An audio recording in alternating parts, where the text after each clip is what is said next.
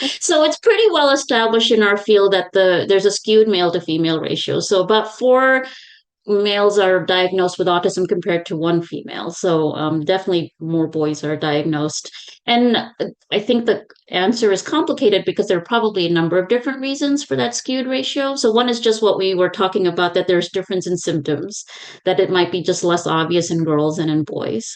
So they are being misdiagnosed or late diagnosed.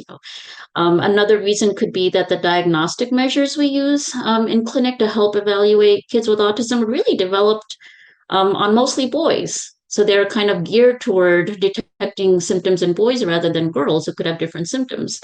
And then what we also discussed, that girls can mask their social challenges trying to fit into social groups, which also means that they could be, misdiagnosed or underdiagnosed. But still, controlling for all of these different reasons, people suspect and have kind of calculated in various studies that the ratio still is skewed to maybe 2 or 3 to 1. So that tells us that there's probably still a role for biological processes that differ between girls and boys.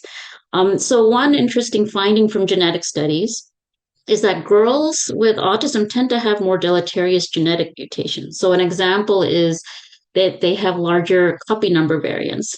So copy number variants, or CNVs, are basically regions of the genome that have been duplicated or deleted. So we're kind of used to thinking about having two copies of every gene, one inherited from her mother, one inherited from her father, but actually nature is more complicated than that. So I could have one copy of a gene, you could have three copies of a gene, someone else could have two.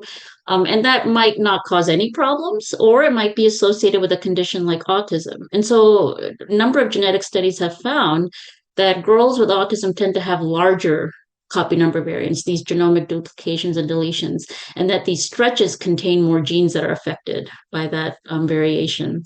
So this also implies that there might be female specific protective factors to developing autism, because if it requires a greater genetic hit, like a more deleterious genetic mutation to develop autism, that perhaps girls have some resiliency factors, which we're not clear about what they might be. But if there are such things, we would really want to know so we can leverage them to help other individuals on the spectrum. And it's actually a big topic of research in our field, is sex differences, the female profile, and trying to figure out if there are such female specific protective factors.